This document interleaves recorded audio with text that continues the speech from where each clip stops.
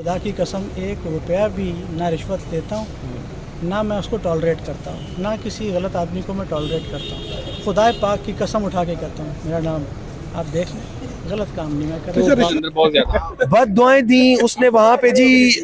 अब जो स्पीकर साहब ने इंतहाई पोलाइट रवैया रखा। हमारे जो हैं समी साहब, आप उनको जानते हैं, इंतहाई पोलाइट आदमी है।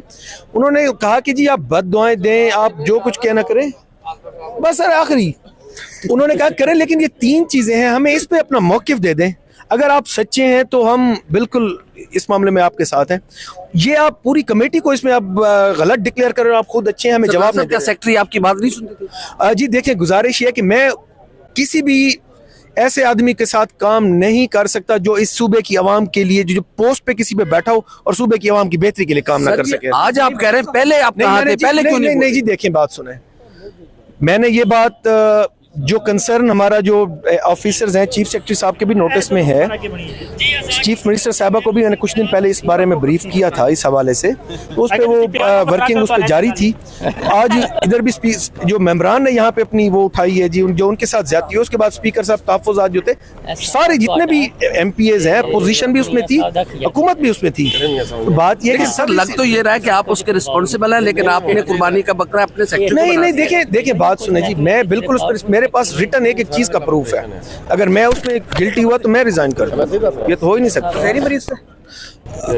उनको रेस्ट लेना चाहिए। लेकिन वो कह रहे हैं कि मेरी वालदा बीमार है, मैं कसम उठाता हूँ मैंने कभी करप्शन नहीं की, ना मैं करप्शन को टॉलरेट करता हूँ। देखिए जी, गुजारिश सुने, करप्शन एक पैसों की करप्शन नहीं होती। अर्ज ये है कि उनसे पूछें कि आपने 2 साल के अंदर कितने फील्ड विजिट किए हैं, कसूर आप कितनी दफा गए हैं जहां पे 50,000 की ट्रॉली बिक रही है, कितनी दफा मिनिस्टर ऑफिस से आपको कन्वे हुआ कि आप साइट विजिट करें। सिर्फ एक विजिट बता दें। सेक्रेटरी हेल्थ भी जाता है, सारे सेक्रेटरीज जो बैठे हैं, आप ठंडे कमरों में बैठ के तनख्वाह लेना, ये भी करप्शन है।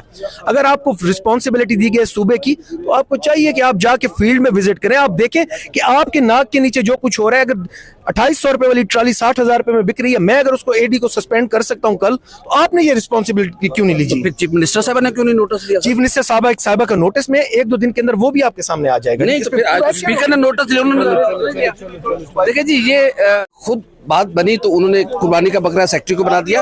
आज तक कभी किसी ने ये नहीं कहा कि सेक्रेटरी मादरियात मेरी बात नहीं सुन रहे, सेक्रेटरी मादरियात 2 साल से दफ्तर से बाहर नहीं निकल रहे, आज उनको कुर्बानी का बकरा बनाया गया है। या फिर खुद जो मिनिस्टर है, कंसर्न मिनिस्टर, वो खुद को बचाने के लिए, क्योंकि आज पंजाब असम्बली ने एक वाइब्रेंट असम्बली होने का सबूत दिया है, और जो अवामी ऐवान, जो अवाम का मुंतखब ऐवान होता है, उसकी क्या कुव्वत और ताकत होती है। अगर ये स्पीकर पंजाब असम्बली मलिक अहमद खान इस ऐवान को वाइब्रेंट ना बनाते, तो फिर ये मिनिस्टर्स क्या करते, जो पिछले 8 महीनों से बोल ही नहीं रहे। वो कह रहे कि मैंने चीफ मिनिस्टर साहब को बता दिया था, मैंने चीफ सेक्रेटरी साहब को बता दिया था, किसी ने कोई नोटिस नहीं दिया।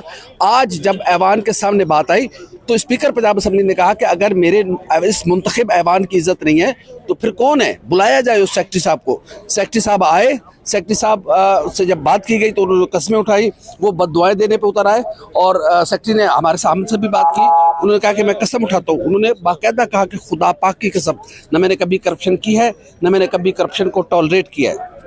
लेकिन कंसर्न मिनिस्टर कह रहे हैं कि ये भी करप्शन होती है कि आप अपने दफ्तर बैठे रहे। तो लेकिन मिनिस्टर साहब, फिर तो आपकी कमजोरी है कि आपका सेक्रेटरी आपकी बात नहीं मान रहा, और कौन था जो उनको बचा रहा था। बहरहाल आज पंजाब असम्बली ने एक वाइब्रेंट असम्बली होने का सबूत दिया है, और ये क्रेडिट यकीनन स्पीकर को, पंजाब असम्बली मलिक मोहम्मद अहमद खान को जाता है कि जिन्होंने इस ऐवान की इज्जत और तकरीम को बढ़ाया है, जिन्होंने अरकान की इज्जत और तकरीम को बढ़ाया है। क्योंकि ये पूरी पंजाब की ब्यूरोक्रेसी किसी वजीर की बात नहीं सुन रही, किसी MPA की बात नहीं सुन रही। यहाँ पर जो अरकान असम्बली है, अपोजिशन वालों की तो किसी ने सुननी नहीं होती।